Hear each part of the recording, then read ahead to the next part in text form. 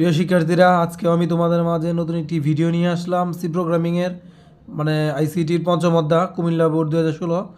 এটা পুরাতন বোর্ড হওয়া সত্ত্বেও যথেষ্ট ইম্পর্টেন্ট। এখানে দেখতে পাচ্ছ চিত্র 1 এবং চিত্র 2। চিত্র 1-এ দেওয়া আছে একটি ত্রিভুজের চিত্র এবং চিত্র 2-এ দেওয়া আছে একটি বৃত্তের। আমরা জানি যে সি প্রোগ্রামের ক্ষেত্রে ত্রিভুজের ক্ষেত্রফল নির্ণয় এবং বৃত্তের ক্ষেত্রফল নির্ণয় বেশ ইম্পর্টেন্ট একটা টপিক। আমরা এখানের এই সৃজনশীলের গ নাম্বার এবং ঘ নাম্বার সলিউশন করব। দেখতে পাচ্ছ গয়েতে বলা আছে যে উদ্দীপকে ঐশিক চিত্র 1-এর ক্ষেত্রফল নির্ণয়ের ফ্লোচার্ট অঙ্কন করো, এবং ঘয়েতে বলা আছে যে তন্ময় আর চিত্রটির ক্ষেত্রফল নির্ণয়ের সি প্রোগ্রাম তৈরি করো এবং ব্যাসার্ধ ওর ক্ষেত্রফলের সততা ফলাফলের সততা যাচাই করো। সি প্রোগ্রাম করতে বলা হয়েছে আমাদের ঘ দাগে, এবং ঘ দাগে বলা আছে চিত্র 1-এর ক্ষেত্রফল নির্ণয় করো। এখন আমরা এটি সলিউশন করব। আমি গ নাম্বার লিখলাম। গ নাম্বারে আমার বলা আছে যে চিত্রটি আমি আগে অঙ্কন করি। গ নাম্বারে তারা চিত্র 1-এর একটি ফ্লোর চার্ট তৈরি করতে হচ্ছে। চিত্র 1-এর একটি ত্রিভুজ আমি ধরে নিই, এটাকে এ, এটাকে বি এবং এটাকে সি। এখানে লিখব ধরি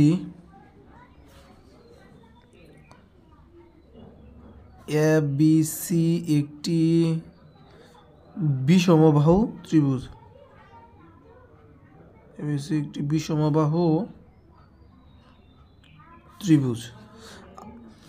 আমরা জানি বিষমবাহু ত্রিভুজের ক্ষেত্রে আমাদের এস অর্ধপরিসীমা বের করতে হয় এবং ক্ষেত্রফল এরিয়া বের করতে হয়। তাহলে বিষমবাহু ত্রিভুজের ক্ষেত্রে এস অর্ধপরিসীমা বের করতে হলে আমাদের 3টি বাহু যোগ করতে হবে এবং তাকে 2 দ্বারা ভাগ করতে হবে, তাহলে আমরা অর্ধপরিসীমা পেয়ে যাব। আর ক্ষেত্রফল এরিয়া, বিষমবাহুর এরিয়া সূত্রটি হচ্ছে √over S into S minus A, S minus B এবং এস মাইনাস সি। এতটুকু আমাদের জানতে হবে। এটা হলো বিষমবাহু ত্রিভুজের ক্ষেত্রফল নির্ণয় সূত্র।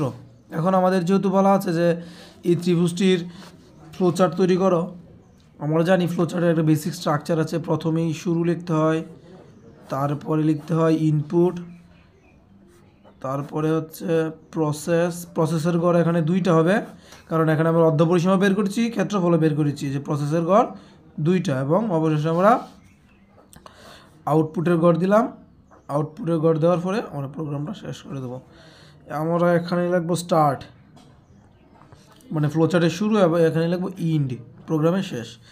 এখানে লিখবো ইনপুট এ বি সি, ত্রিভুজের 3টি বাহুর মান এখানে ইনপুট করবো এ বি সি। আর এখানে আমরা বের করবো S equal S plus S সমান এ প্লাস বি প্লাস সি, এবং ভাগ করবো 2 দিয়ে। এখানে আমরা অর্ধপরিসীমা বের করব। আর এখানে আমরা বের করব এরিয়া। আমরা জানি এরিয়া সূত্রটি বড় করে রুট দিতে হয়। আমার জায়গা অল্প বিধায় আমি এভাবে দেখিয়ে দিচ্ছি। বড় করে রুট দিতে হয় এবং লিখতে হয় S into S minus A into S minus B into S minus C. এই হলো আমার কাজ, মেন কাজ। এবং এখানে লিখবো প্রিন্ট এরিয়া। আমি যেহেতু ক্ষেত্রফল নির্ণয় করব, এখানে যদি আমি যোগফল নির্ণয় করতাম তাহলে হয়তো এখানে লিখতাম টোটাল, ইন করে দিয়েছি। এই হলো আমার গ নাম্বারের সলিউশন। শুধু খালি এই 2টি কাজের সমন্বয়ে আমি খুব সহজেই ত্রিভুজের ফ্লোচার্টটি অঙ্কন করতে পেরেছি। এখন আমরা সলিউশন করব ঘ নাম্বার। ঘয়েতে বলা আছে যে তনয়ার চিত্র 2 একটা বৃত্ত দেওয়া ছিল, এই বৃত্তের ক্ষেত্রফল নির্ণয় করো। এখন আমরা জানি যে ফ্লোচার্ট যদি আমরা অঙ্কন করতে পারি তাহলে খুব সহজেই আমরা সি প্রোগ্রাম করতে পারবো। এখন ক্ষেত্রফল নির্ণয় যে সি প্রোগ্রাম করার আগে আমি তোমাদের শুধু বোঝানোর সুবিধার্থে আগেই আমি একটি ফ্লোচার্ট অঙ্কন করছি। এই বৃত্তের ক্ষেত্রফল নির্ণয়ের ফ্লোচার্টটি আমি অঙ্কন করে দেখাচ্ছি তোমাদের। এটা হলো মূলত একটা সাধারণ ফ্লোচার্ট। যোগফল, গড় এবং ক্ষেত্রফল নির্ণয় করতে এগুলোর প্রয়োজন হয়। প্রথমে লিখতে হয় স্টার্ট, তারপরে লিখতে হয় ইন্ড, এবং আমরা যেহেতু বৃত্তের ক্ষেত্রফল নির্ণয় করবো এখানে আমার আর এর ব্যাসার্ধের মান প্রয়োজন, তাই ইনপুট আর দিলাম। এখানে হলো মেইন প্রসেস, আমার আসলে আমরা যা নির্ণয় করবো এরিয়া।